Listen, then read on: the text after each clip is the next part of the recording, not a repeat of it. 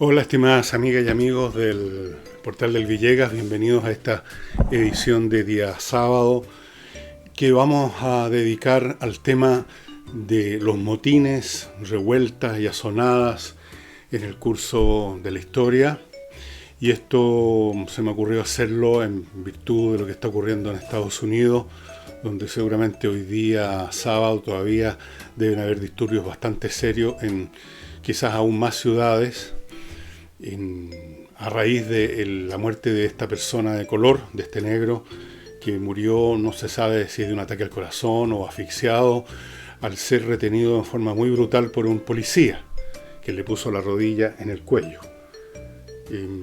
Como resultado de eso, esta persona murió y se iniciaron revueltas, azonadas callejeras, muy brutales, que han significado incendios, saqueos, vandalismo, etcétera. Al momento yo de hacer este programa, había sido ya convocada la Guardia Nacional. No sé si en este momento mismo en que hablo se han producido ya enfrentamientos entre esos grupos y la Guardia Nacional o no, qué es lo que ha sucedido, si se han producido muertes por dueños de pequeños negocios que salen pistola en mano, como uno ha podido ver en algunas imágenes, a defender sus negocios. Y quiero entender esto y quiero hacer un breve examen de estas situaciones, porque hay algunas personas que piensan que esto es como una revolución, que se inició, me decía una persona, la revolución en Estados Unidos. Esto no tiene nada que ver con las revoluciones. Este tipo de eventos no son revoluciones, no son eventos revolucionarios en absoluto. Así que voy a partir haciendo la diferencia, que me parece que es bastante clara, pero la voy a hacer de todas maneras. En una revolución hay violencia, hay eventos callejeros, pero todas forman parte de un plan organizado por alguna organización central, principal, que tiene una agenda política, que desea instaurar otro tipo de sociedad, y para esos efectos tiene que primero derribar la que existe. Y para derribar la que existe emplean los métodos de lucha que les parecen accesibles en un momento dado. Puede ser en un momento y en algún lugar del espacio un grupo guerrillero, como los que vimos en América Latina en los 60. Había una selva y ahí aparecía un grupo guerrillero, la FARC, es el último grupo de esa clase que conocemos. Tuvo Sendero Luminoso en Perú, fondeándose también en las selvas que lindan con el Amazonas. En Cuba fue así también, etcétera. Pero también en otros casos, o al mismo tiempo que un foco guerrillero, como se llamaba a eso, existen disturbios en las ciudades, que tienen otro carácter porque en las ciudades obviamente no es más tan fácil esconderse. El guerrillero, el grupo guerrillero que se va a una selva es porque ahí encuentra un refugio. Las selvas son lugares muy grandes, extensiones muy grandes, donde el que se quiera esconder probablemente va a encontrar muchas posibilidades de hacerlo y controlar un territorio incluso. La ciudad es diferente, establece otro escenario de esta lucha. Pero en cualquier caso, en una revolución hay un plan. La revolución es un acto político. Es la revuelta que uno puede ver en una revolución, porque por supuesto toda revolución tiene revuelta, aunque no toda revuelta sea una revolución. La revuelta, la violencia contra personas, contra cosas, forma parte de un proceso más importante. Un proceso que tiene como meta nada menos que cambiar el orden social. Un motín o una revuelta es exactamente lo que aquí, el lenguaje que aquí se usó con respecto a los eventos de octubre y semanas siguientes. Se habló en esa época, se habla ahora y se va a seguir hablando majaderamente del estallido social. Lo de octubre no fue un estallido social porque fue una operación organizada. Se acerca más al esquema de la insurrección apuntando a la revolución a largo plazo o en un mediano plazo, que a un estallido social. El estallido social es un fenómeno que parte de un incidente, como en este caso. De este tipo han habido bastantes en Estados Unidos y muchos tienen un origen similar. Algún negro o grupo de negros que sufran la violencia de la policía. e inmediatamente se produce un estallido. Y la diferencia de esto, de esta revuelta, que ya tenemos clara como una revolución, en el sentido de que este estallido responde, es una reacción a un incidente y no tiene ningún plan político ni ninguna clase. La diferencia entre esto, a su vez, y una protesta, es que la protesta, que también hemos visto muchos tipos de protesta en Estados Unidos, es un grupo, mayor o menor, normalmente no muy grande, que se reúne específicamente para protestar por ese incidente y normalmente toman la forma de un piquete de 100, 200, 400 o lo que sea, o menos a veces, que se instala frente al lugar donde representativo del incidente, en este caso habría sido el cuartel policial, por ejemplo, y van provistos de carteles, inician discursos, dan entrevistas a la televisión, a los equipos de televisión que van allí, pero el evento se limita a eso, a un reclamo contra las autoridades, contra los responsables, contra los culpables de un determinado evento. Van a reclamar alguna cosa, nada más.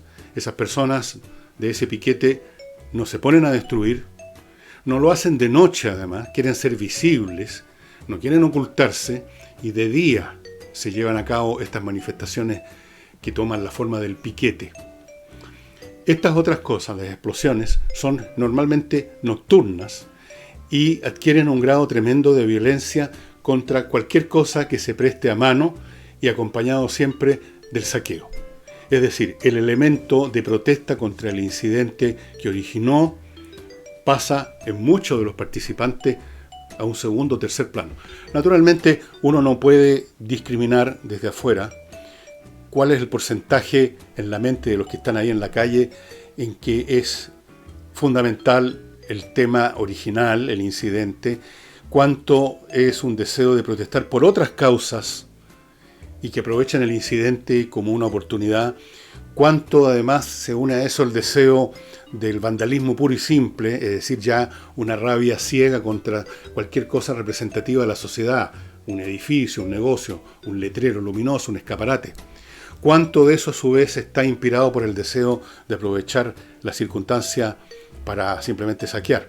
Probablemente hay personas que van específicamente a vandalizar, otros van específicamente a robar, y hay muchos en los cuales todos estos elementos se mezclan. Está el incidente, está el deseo de destruir cualquier cosa representativa de la sociedad, un edificio, un letrero, lo que sea, un semáforo. Está también el afán de robar. Se mezclan todas estas cosas y lo hemos visto en todas partes del mundo, lo hemos visto en Chile. En octubre vimos saqueos. ¿Qué tenían que ver los saqueos con supuestamente el reclamo contra la AFP o algo así? Cero.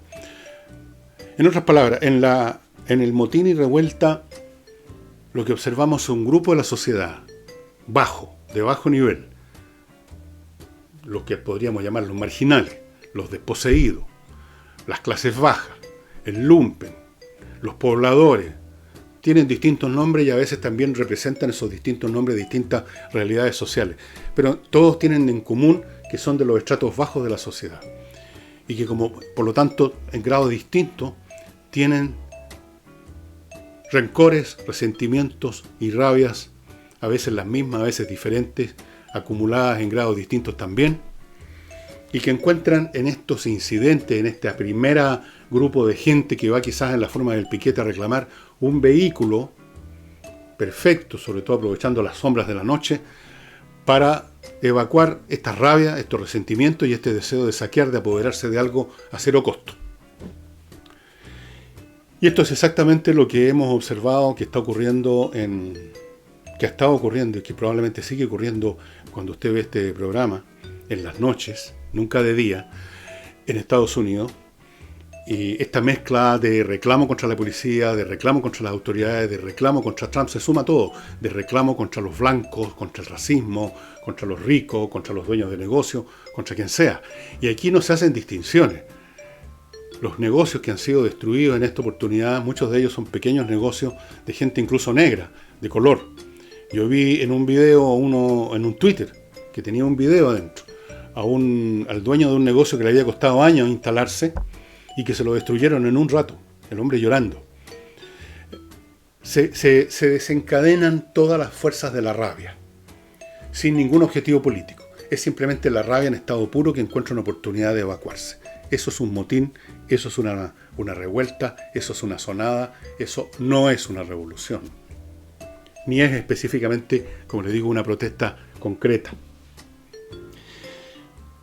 Este fenómeno de las revueltas, de los estallidos sociales, que eso es lo que es en este caso, aquí sí que aplica el término, son permanentes y se observan en toda sociedad en la cual haya un registro histórico. Siempre o casi siempre, aunque a veces hay insertos de otros segmentos sociales, los desclasados, que se llaman.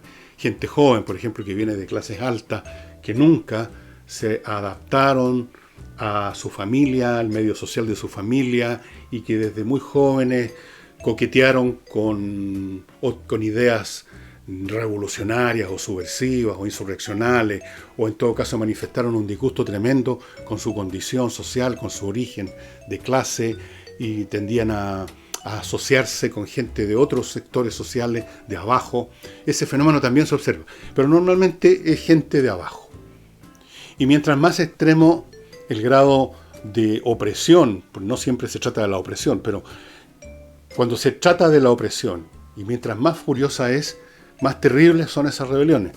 En Roma, en la Roma de la Antigüedad, durante la República especialmente, más que durante el Imperio había una presencia, por así decirlo, militar mucho más inmediata, intensa y localizada, que impedía o dificultaba, aunque hubo grandes revueltas de gran escala que tuvieron un carácter, aunque ahí tuvieron un carácter religioso nacionalista, como las insurrecciones judías, 3 grandes insurrecciones que fueron aplastadas a sangre y fuego. Pero los esclavos, por ejemplo, durante la República hubo varias insurrecciones de esclavos. La más famosa, libros, películas, es la de Espartaco, en el año 70 y tantos antes de Cristo, que tuvo que ser, fue controlada dificultosamente finalmente por las legiones de Craso y Pompeyo. Ahí los destruyeron totalmente, pero no sin que antes tuvieran más o menos un año recorriendo la península de arriba a abajo, haciendo lo que se les daba la gana y derrotando en varias oportunidades a unidades militares, no muy grandes, pero unidades militares romanas.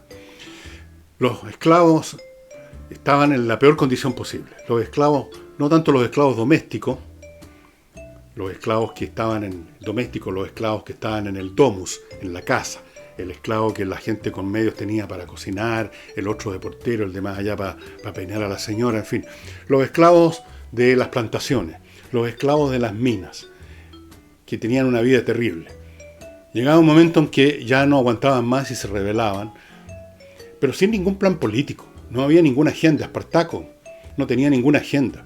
No quería cambiar el sistema, la sociedad esclavista, por una diferente. Solamente fue una explosión de rabia. El único plan que pudieron haber tenido es huir de Italia. Irse de ahí, irse a otro lado. Quizás volver a las tierras donde habían nacido, donde habían sido capturados como esclavos. No había una agenda política. Era revuelta en estado puro, en gran escala. En la Edad Media hubo muchísimas. Yo les quiero leer acá, esto lo encontré no hace mucho, en este libro. Este libro forma parte de una colección bastante antigua, del siglo XX, se inició en los años 30 del siglo XX, y creo que los últimos libros se escribieron en los años 60. Se llama The Rise of Modern Europe, el surgimiento de la Europa moderna. Es un montón de libros, 11 libros, yo tengo me faltan 1 o 2, y el primero es, no, son más de 11 libros, bueno, son un montón de libros. El primero es este se los voy a mostrar, La aurora de una nueva era, periodo 1250 a 1453. 1453, como ustedes saben, es el año en que Constantinopla es conquistada por los turcos. Es una fecha muy simbólica y se ha usado como referente para muchas delimitaciones cronológicas. La aurora de una nueva época tiene que ver, en el fondo, por lo tanto con el crepúsculo del anterior, que es la Edad Media. Y respecto a eso, en un capítulo que se llama Insurrecciones Populares, el autor, don Edward Cheney, muerto ya hace rato, perdón la traducción hecha a capela, dice: en el umbral mismo del período que vamos a encontrar, en la aurora, nos encontramos también con el espectro de numerosas insurrecciones populares que estuvieron penando todo este periodo hasta su final. Estos levantamientos fueron iniciados por líderes como algunas veces. Algunos de estos levantamientos fueron puestos en acción por líderes que tenían una política. Pero más a menudo fueron, o parecen haber sido, puramente espontáneos. Algunas veces condujeron a resultados de largo alcance, de grandes consecuencias. Más a menudo fueron, según toda apariencia, sin propósito y estériles. Fueron siempre repentinos, siempre oscuros en su origen y su objetivo, siempre brutales y chocantes en sus manifestaciones. Borraron todo lo que estaba frente a ellos, arrasaron con todo lo que estaba frente a ellos por un tiempo.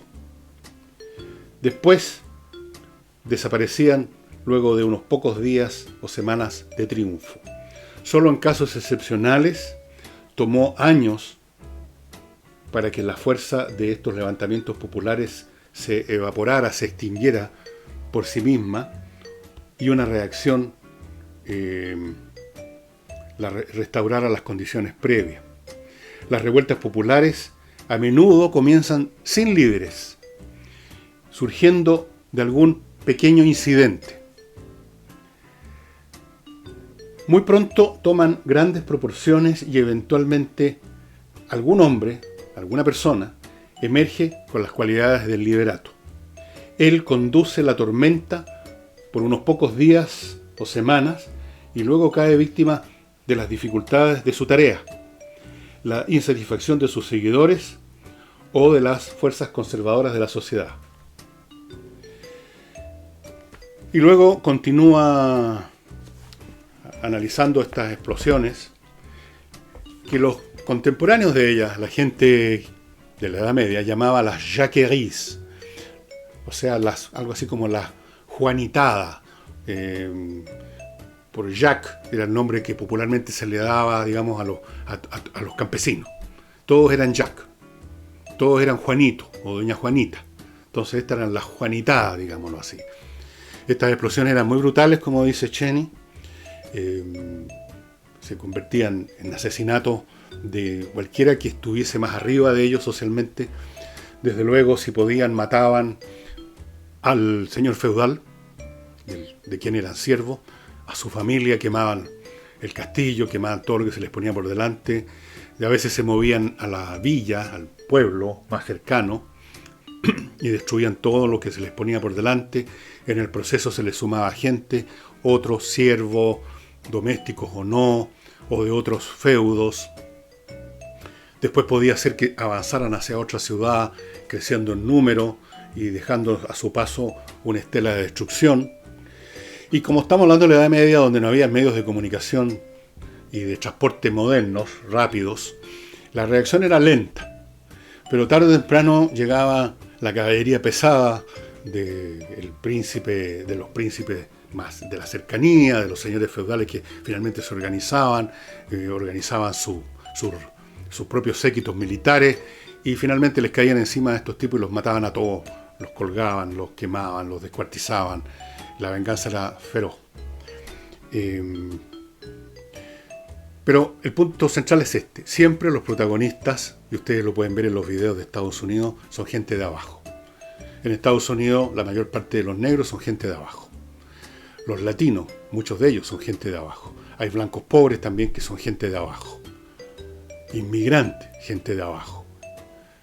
Gente que perdieron la pega o que tienen pegas miserables. O que tienen pegas temporales.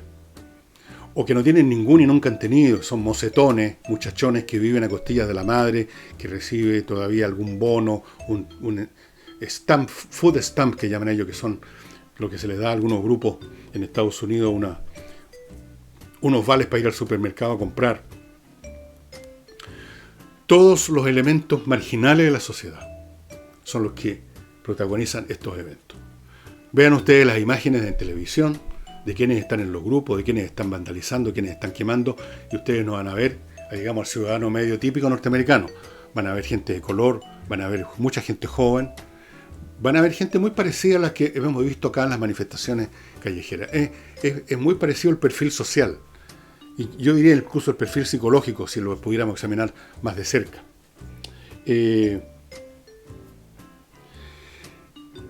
Antes de continuar con esto, permítanme recordarles que ustedes pueden todos los meses recibir 2 saquitos como este, les voy a mostrar solo uno, cada uno de los cuales trae en su interior un vino exquisito, y para esto ustedes necesitan simplemente ser miembros del Club Explora, lo cual cuesta 1 OF mensual.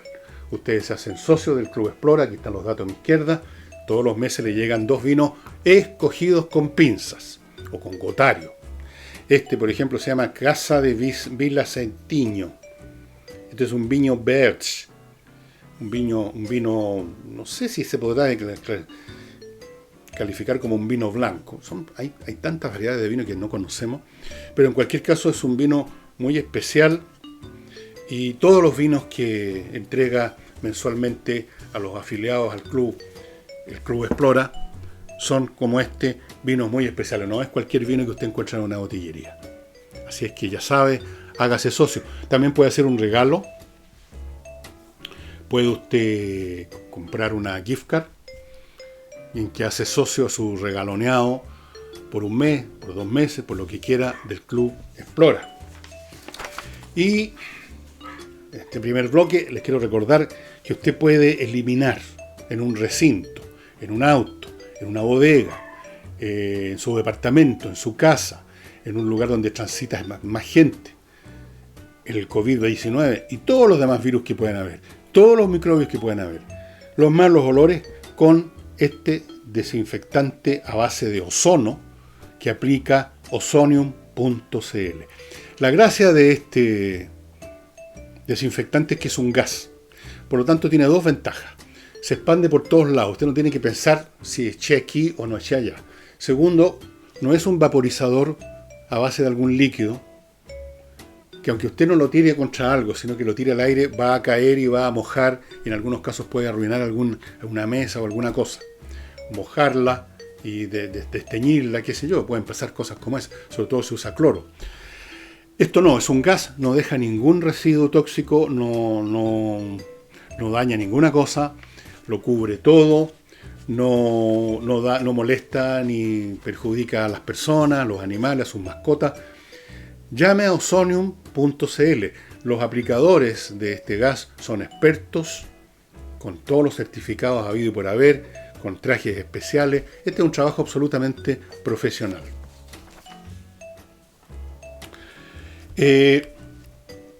Como en toda sociedad, salvo las más primitivas, donde la misma pobreza impone, y no siempre, impone un estado de igualdad, la igualdad de la pobreza es la más igual de todas,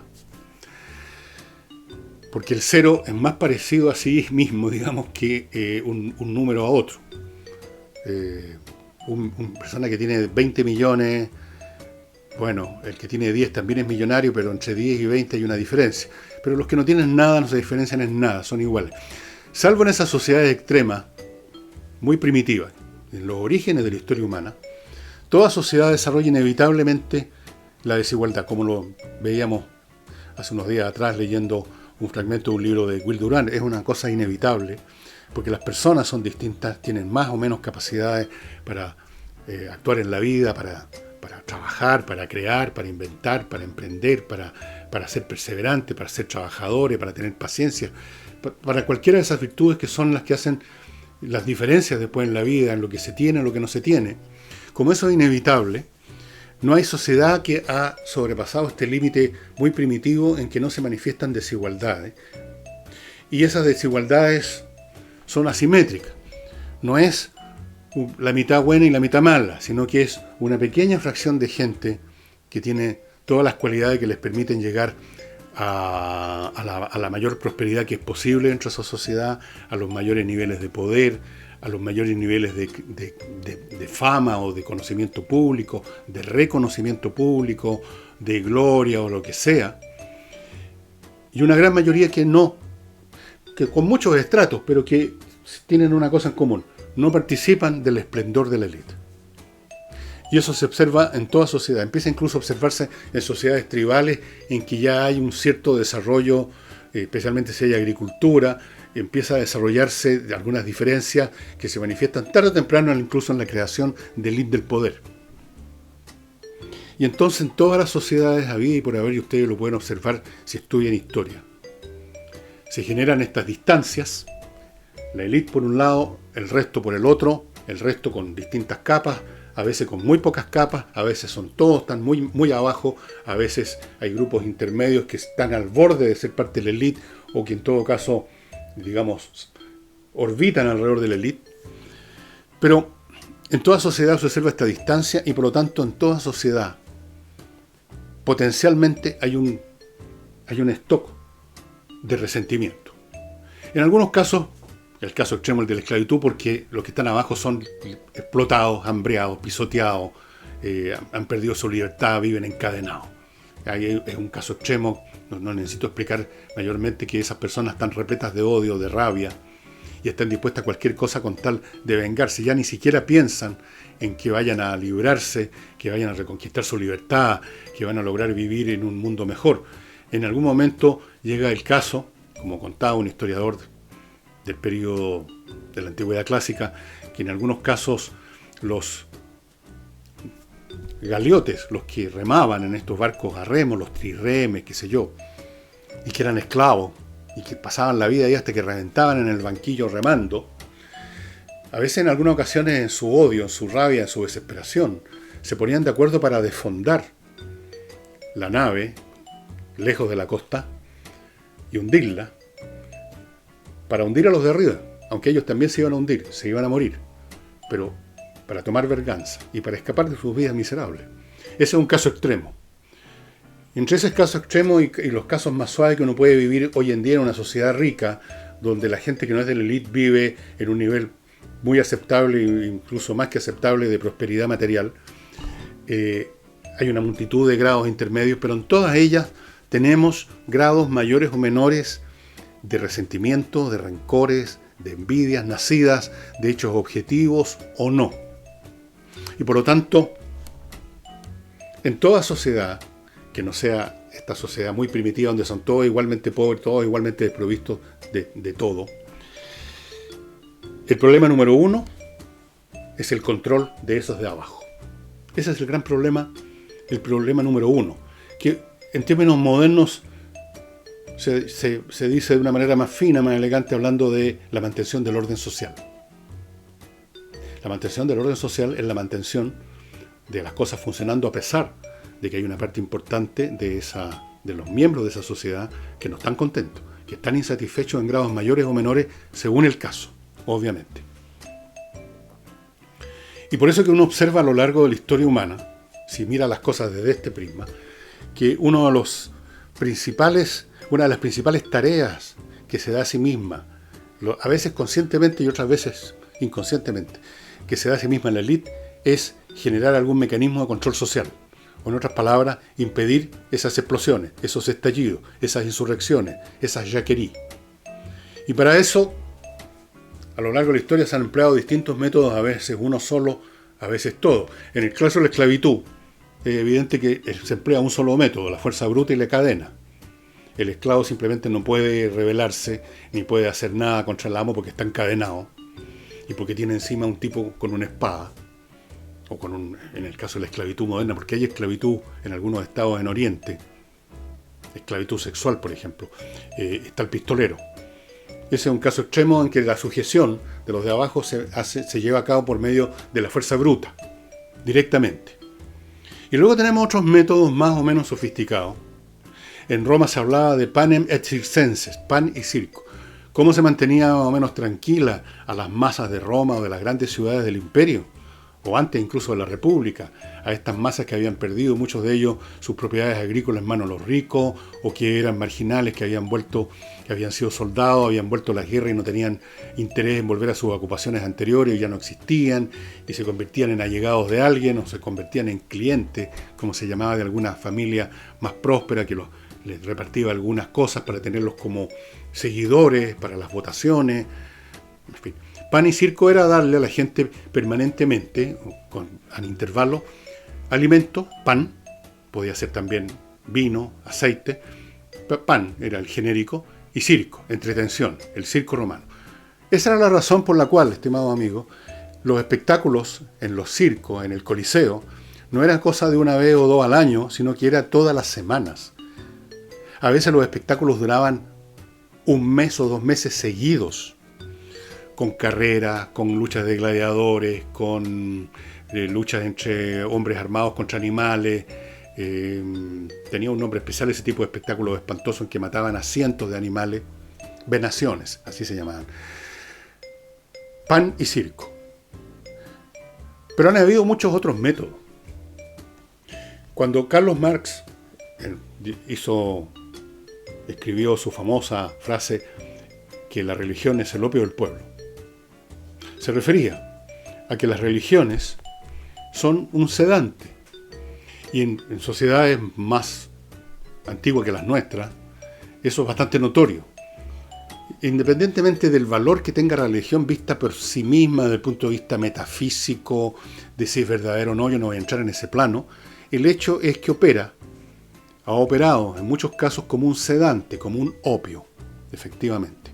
Piensen ustedes en las sociedades de castas de la India, donde quienes nacían en determinada casta no podían jamás salir de ella, y podían ser castas que, bueno, por definición las castas están escalonadas, desde los más pitucos, llamamos así, los brahmanes, los shaitras, los guerreros, qué sé yo, y luego bajando hasta los parias, la casta más baja.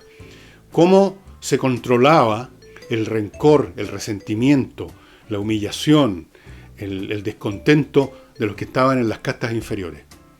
Con la teoría de que si se portaban bien, cumpliendo los deberes propios de los miembros de esa casta, en otra reencarnación iban a nacer como miembros de la casta que estaba por encima. Díganme que eso no es un tremendo sedativo. Las religiones, al prometer que esta vida no vale nada y que lo que interesa es la vida eterna, el otro mundo, independientemente que haya o no haya vida eterna y otro mundo, operan psicológicamente como un sedante.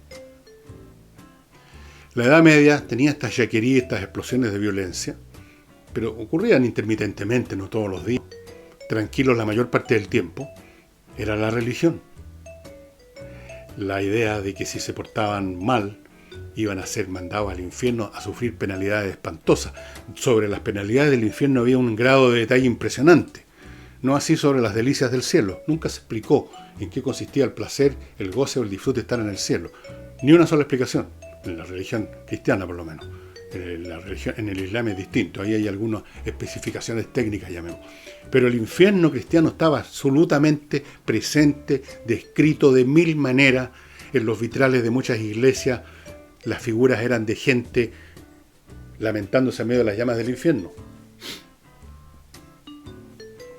En otros casos, en tiempos más modernos, se mantiene a las personas que no son de la élite, que no tienen fama, que no van a llegar a la cumbre, que no se van a hacer millonarios, que se ven más o menos toda la vida cumpliendo funciones rutinarias. Se les mantiene tranquilos en su posición, en primer lugar porque viven bien. La sociedad es rica, viven bien. Si ustedes van a Suiza, ustedes entrevistan a cualquier persona que está lejos de la élite, que no la conoce nadie, que no es millonario, pero si ustedes examinan su modo de vida van a ver que vive muy bien. Eso es un tremendo sedante, que es como una morfina, el nivel de vida, la satisfacción material. Si además a eso sumamos que el hombre pueda tener una religión que también le promete la vida eterna y que le dice que la vida en este mundo no, es muy pasajera y no tiene importancia, eso también suma. Si sumamos la ley y la policía también suma. Sin ley y sin policía, es probable que algunas personas no van a sentirse suficientemente satisfechas con pensar en la vida eterna. Entonces hay un stock, hay un arsenal de medios para mantener a la gente en su lugar.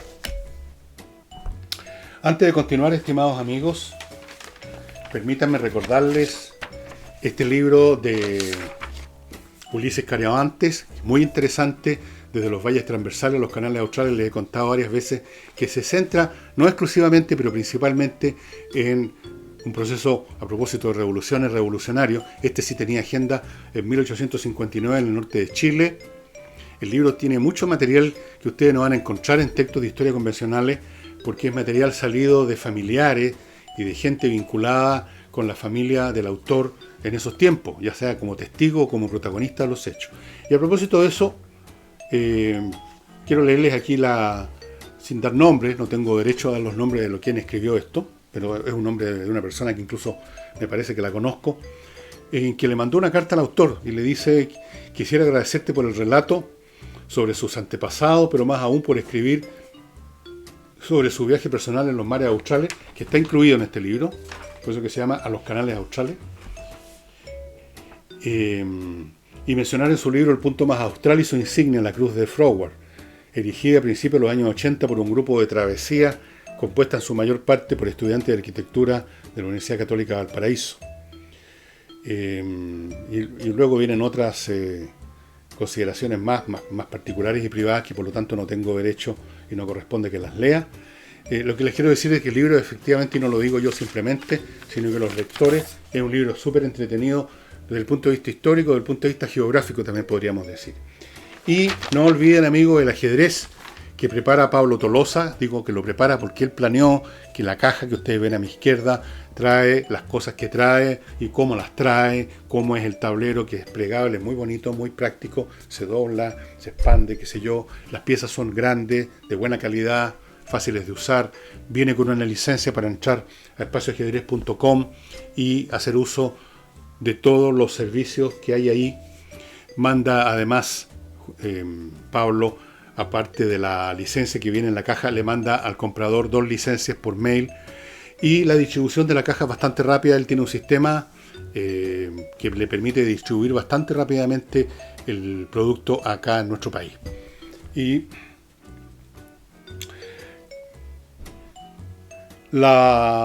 estas insurrecciones, estos estallidos, como el de Estados Unidos, como lo que vimos acá, no lo vimos acá, aquí vimos una insurrección, es una cosa muy diferente, se diferencian.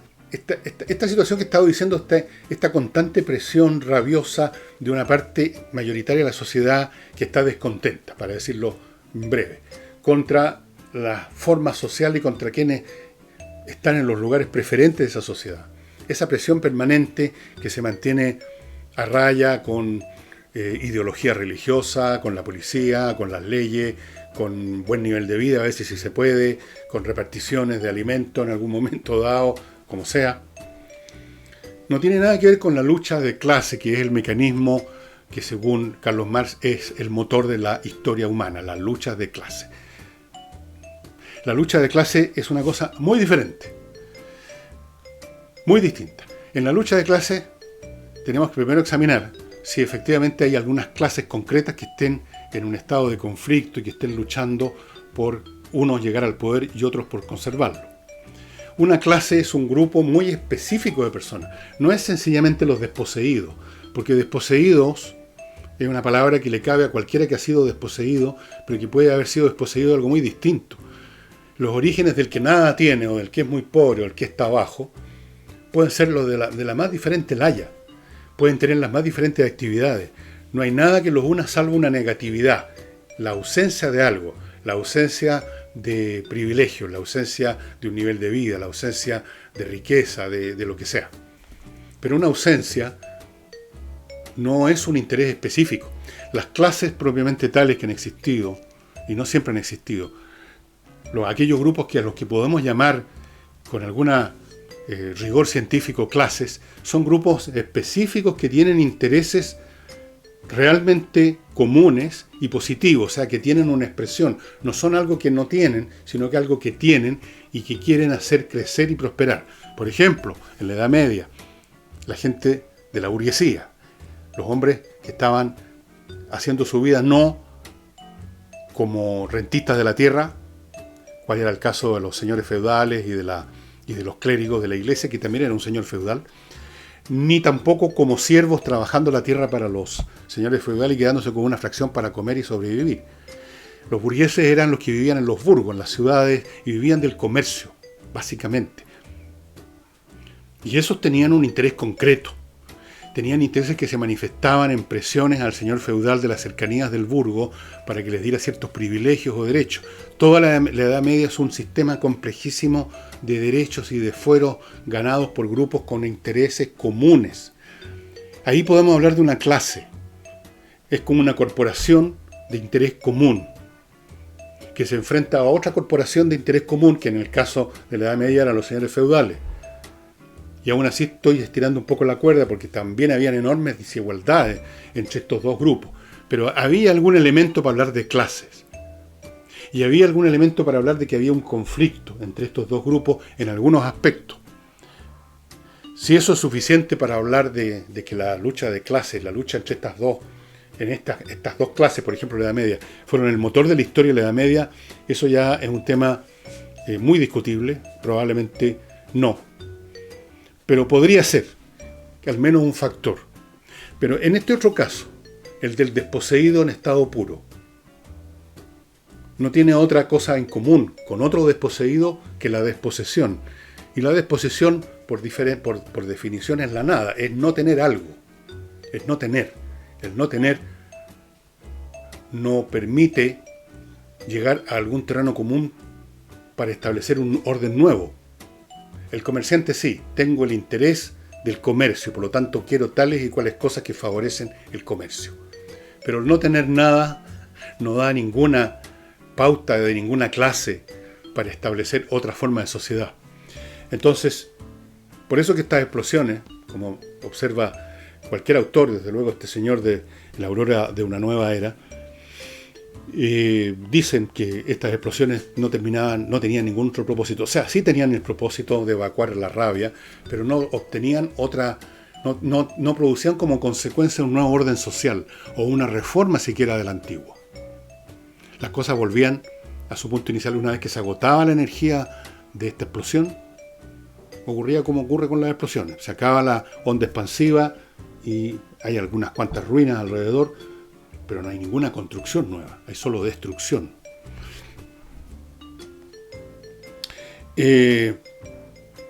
Por esa razón la teoría marxista aplicada al mundo moderno, cuando habla del proletariado como clase, no tiene sentido, porque el proletariado es el que no tiene nada. Y vuelvo a repetir, el desposeído, el proletario. Se llamaba en Roma proletario a los que tenían una sola posesión, su prole. De ahí viene el término proletario. No tiene otra cosa que sus hijos. No tiene campo, no tiene nada. Pero el que no tiene nada, el proletario, por lo mismo, comparte solo esa nada con otros y no puede haber ni puede generar un terreno común que se convierta eventualmente en una agenda política común. ¿Qué tiene que ver el proletario que perdió su pega en la minería del carbón en Chile hace años atrás con el proletario que perdió ahora su pega en un boliche porque quebró el negocio? ¿O qué tiene que ver con el proletario que tenía una pega en una fábrica y quedó sin pega? ¿Qué tiene que ver ese proletario con un empleado de oficina que también se convierte en proletario, solamente propietario de sus hijos porque perdió también su pega? Son cosas muy distintas, incluso con valores, con etnias, con culturas distintas. No constituyen un grupo. Dio la apariencia de tal en la edad en que escribió Marx, en la época victoriana, porque la mayoría del proletariado era en esa época el proletariado visible, el proletariado que estaba en la ciudad, el proletariado que tenía una presencia física, era el proletariado industrial. Pero resulta que en el mismo grado en que esas sociedades industriales tipo victoriano desaparecieron y tenemos ahora un sistema económico mucho más complejo, donde lo industrial es solo una fracción y a veces una fracción menor, el concepto no tiene aún menos sentido. Y desde luego ese proletariado victoriano nunca, jamás pudo llevar a cabo una revolución, generar un nuevo orden social. En Rusia, los que generaron un nuevo orden social no fue el proletariado ruso, que apenas existía, era una minoría. En algunas ciudades de Rusia había un proletariado industrial. La mayor parte de los habitantes desposeídos de Rusia eran campesinos, siervos de la tierra. No fue con los siervos de la tierra que Lenin y sus seguidores construyeron la Rusia comunista. Ellos simplemente usaron la fuerza para imponer su idea, su agenda, y, entre paréntesis, de las primeras víctimas de esa agenda y de esos planes de Lenin y sus secuaces, sus seguidores, fueron esos campesinos, a los cuales les dijeron: ahora tienen que trabajar para el Estado. Y las peores hambrunas las sufrieron los campesinos. Y lo mismo pasó con el proletariado industrial. El proletariado, por definición, no siendo representativo de un interés potente y energético, como eran los burgueses, que eran los que la llevaban en términos del desarrollo tecnológico de un nuevo tejido social. Eran una fuerza que subía en ascenso. Los proletarios son todo lo contrario, allí cuando han existido o donde existen. Son, en muchos sentidos, los marginales, los que quedaron fuera del sistema. No los que están creciendo dentro del sistema, representando nuevos intereses, que quieren llegar al poder, que quieren tener una representación política. Entonces el proletariado nunca, como proletariado, ha llegado a ninguna parte. Así que la teoría de la lucha de clases es sumamente discutible. En algunas secciones de la historia humana encontramos fenómenos más o menos claros de lucha de clase, usando la expresión marxista, y en otros en absoluto. Y observamos otros mecanismos de cambio social que tienen que ver con transformaciones tecnológicas, con transformaciones religiosas, con invasiones, con guerras, etc. Pero eso es tema para otro sábado, el tratar de explorar por lo menos la ABC de los mecanismos del cambio social. Y para los que estén interesados en esta colección, que les he mostrado solo un libro, The Rise of Modern Europe, que, como les digo, bastante vieja, pero es absolutamente de gran valor. Cada uno de estos libros fue escrito por un historiador distinto, un especialista en su tema. En alguna parte creo que debe estar la lista de los libros de esta colección. Bueno, no creo que la encuentren en Amazon, no creo que se esté reeditando, no he mirado, pero sí la van a encontrar en una librería de segunda mano que se llama AB Books. A, B larga, B larga, AB Books. ¿Lo tienen claro cómo se escribe? AB Books. Ahí pueden encontrar esta colección. Pueden encontrar por lo menos algunos de los libros de esta colección. Todos tienen un valor per se. Se pueden leer independientemente de los otros. Me gustaría poder leerles los... Parece que en este ejemplar, por lo menos, en este ejemplar no aparece todos los títulos. Pero en fin. Y eso sería todo, estimados amigos, por hoy. Espero que les haya gustado, que les sirva de algo este programa, y será entonces hasta mañana domingo, donde voy a presentarles algún nuevo episodio de Matiné, Vermú y Noche. Visiten el sitio. Sí, yo les aseguro que se van a entretener. Los espero el domingo.